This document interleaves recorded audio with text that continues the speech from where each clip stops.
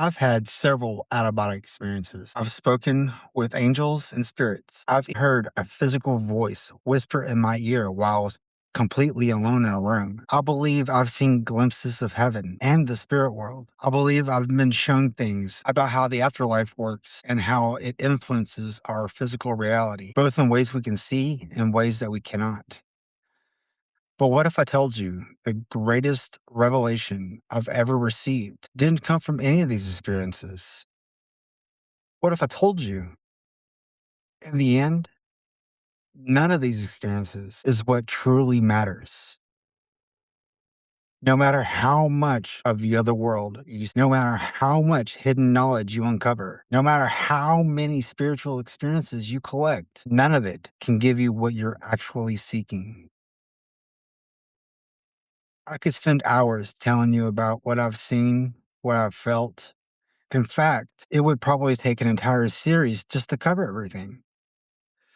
The experiences have happened on and off all throughout my life. But even if I shared every detail, every vision, every conversation, every mystery, it wouldn't necessarily change your life or enlighten you. Because the most important lesson I've learned wasn't found in the experiences themselves. It was found beyond them. Hi, I'm David Forshee, and welcome to the Kingdom Within podcast.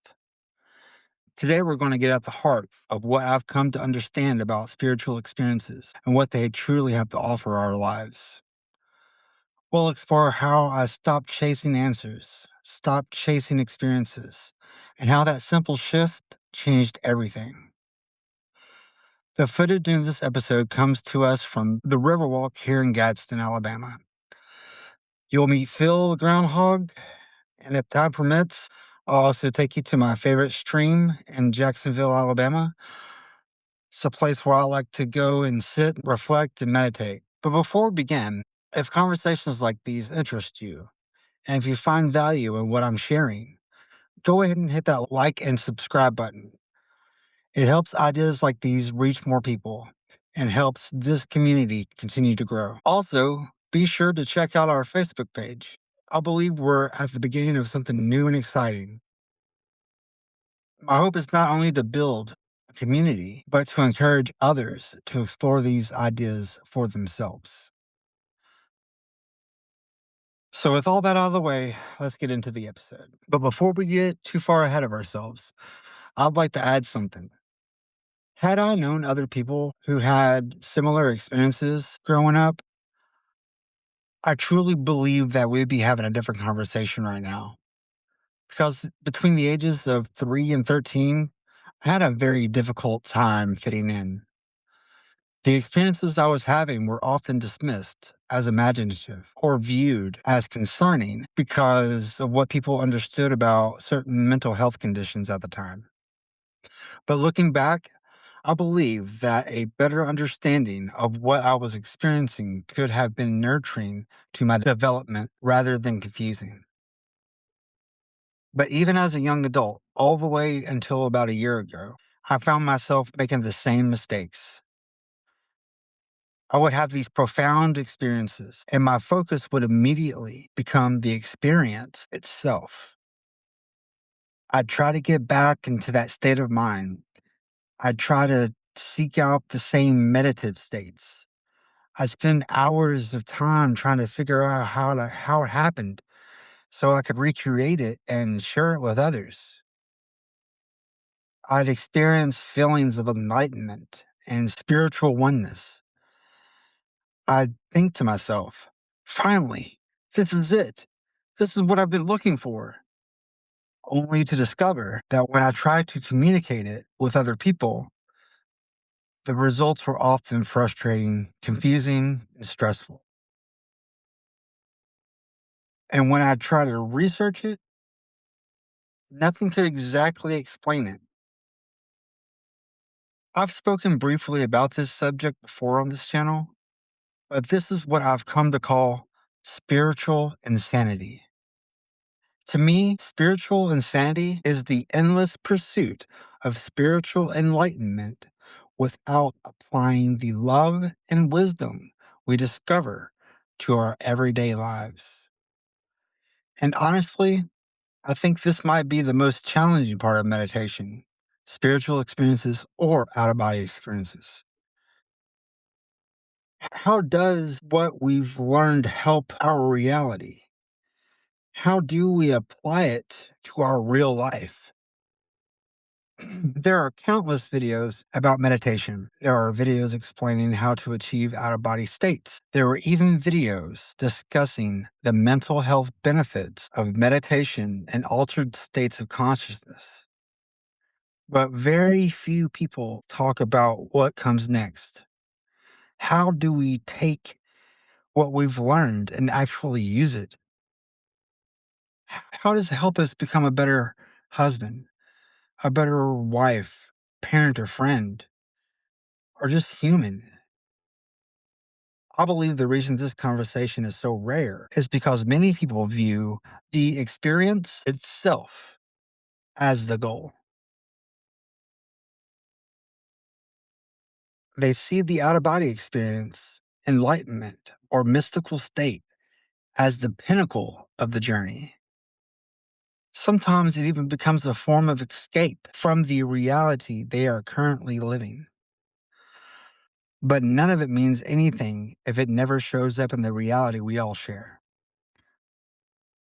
We still fall into the same patterns. We still struggle to find peace within ourselves. We still battle fear, insecurity, and the feeling that we're somehow not enough. But when we discover a way to apply what we've learned, everything changes. The experience stops becoming a concept and it becomes a tool. Knowledge about the afterlife doesn't matter if we can't apply those same principles to improve the lives that we're already living. Knowledge about extraterrestrial life doesn't matter if we can't use what we've learned to improve our own planet. More information isn't necessarily what we need. Application is what changes lives. Applying wisdom you already possess can transform your life overnight. I found myself going completely insane more than once, searching for answers to what felt like an endless, evolving question. But eventually, I realized that it wasn't answers I was looking for. It wasn't the next revelation. It wasn't the next question. What I was really searching for was direction. I was searching for application. What finally helped me was completely deconstructing my belief system and starting all over. But this time, I made Jesus the cornerstone of my belief system. He taught us how to love wisely. So I start with love and with wisdom because I've come to believe that love and wisdom are the foundations of creation itself. Beginning each day with gratitude, allowing love and wisdom to guide our decisions is far more beneficial than endlessly searching for answers that may already be right in front of us. The more time we spend searching, the less time we spend doing. Sometimes I think the harder we focus on finding the answer, the more likely we are to overlook the very thing that we've been searching for all along. I believe life was given to us by the Creator as a gift that was rooted in love, a gift that was rooted in wisdom, God's wisdom. I believe we already exist within God's love and wisdom. And the more we choose fear and worry over trust, the more we cultivate those things in our lives and in the world around us. Likewise, when we cultivate love and truth within ourselves, the natural next step is to cultivate them in our lives. And eventually, that cultivation spreads to others. It's not our job to wake people up. It's our job to cultivate love and wisdom in our own lives. The rest tends to take care of itself. the bigger picture eventually comes into focus. We don't have to force it, we don't have to point it out. A healthy life always begins within an individual and becomes visible through the choices they make every day.